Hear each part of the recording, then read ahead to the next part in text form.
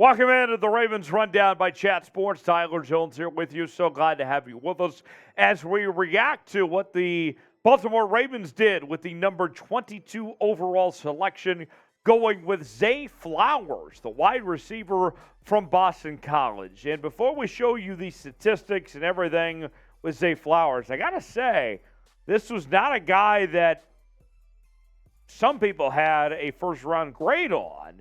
But the fact that the Ravens showed their commitment to Lamar Jackson, not only with the contract today that he signed earlier, but taking Flowers here when you already had OBJ and Nelson Aguilar added and some of the other needs you had, to me spoke volumes here. Here's a guy that our own Tom Downey said he was the number 4 wide receiver in this draft class, the number 32 player overall, but certainly had climbed up boards throughout the last couple of weeks.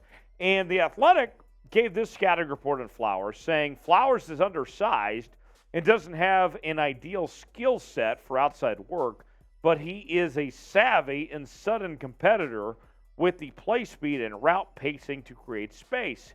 He projects as an early NFL starter who is at best in the slot. Now, here's the numbers on Flowers. Think about this before we kind of dive in too much on the numbers on Flowers. He didn't have necessarily a great team around him at Boston College when it came to other receivers and skill position players, and he made the most of what he had there at BC. He still had 78 catches for nearly 1,100 yards, 12 touchdowns, and an average of 14 yards a reception. To me, that's impressive wherever you're at, not to mention the circumstances that Zay Flowers was dealt with there at Boston College. To me, that stands out a lot. So, want to hear from you guys. How would you grade the pick from the Ravens going with Zay Flowers here at 22 overall? Taking a receiver, passing up on some of the other needs that the Ravens had to deal with at corner and offensive guard and the other things, and taking Flowers here. Grade it for me in the comments section. What do you think? I'll give you my grade here in a second, but what I hear from you guys first. Let me know, A, B, C, D, or F. Maybe even throw a plus-minus grade out there. Tell me what you think in the comments section, A, B, C, D, or F, in the comments section below, what you think of the Ravens did with this draft pick. Now, for me, my pick is a B+, and here's why, okay? Hear me out on this.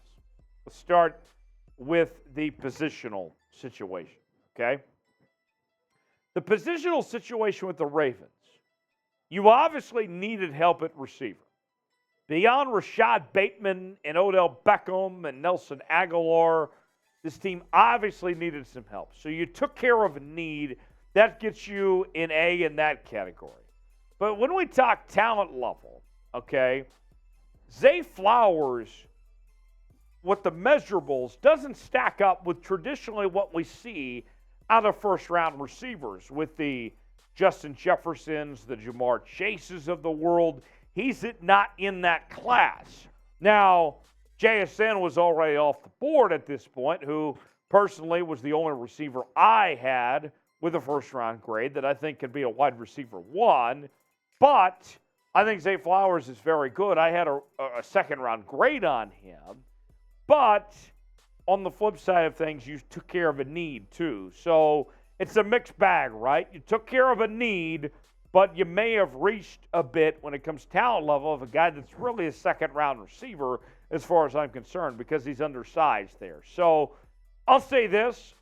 The Ravens, they could have done much worse, okay? I mean, it's still a good day at the end of the day. You got Lamar, his contract, and now you add Zay Flowers in the fold here to what you already have at the receiving core.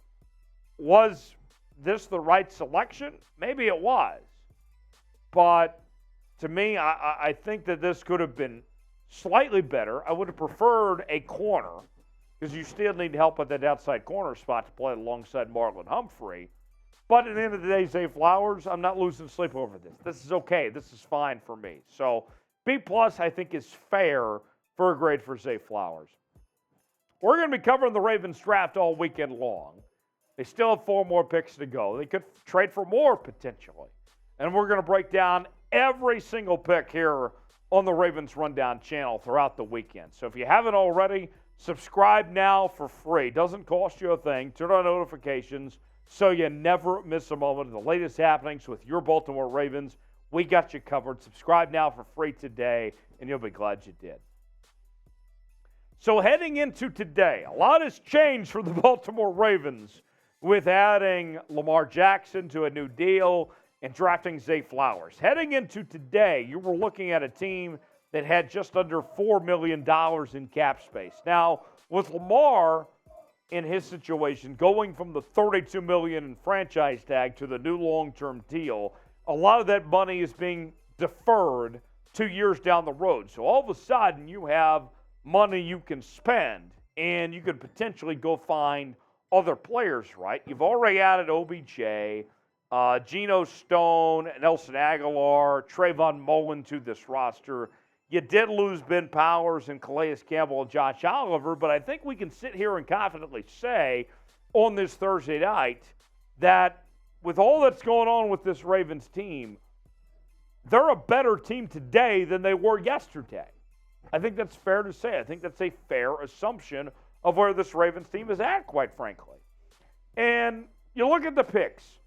What was interesting about where the Ravens found themselves at with this selection, it was kind of the run on receivers had began. Jackson Smith and Jigba went to Seattle at 20, and then Quentin Johnston went to the Chargers at 21. All of a sudden, if you were the Seahawks or if you were the Ravens and wanted one of those receivers, you pretty much had to jump on it. And Zay Flowers was there at 22 for the Ravens, and they obviously liked him more than Jordan Addison. So here's the Ravens depth chart. You got OBJ, you got Rashad Bateman, and Nelson Aguilar, and you add Zay Flowers to the mix.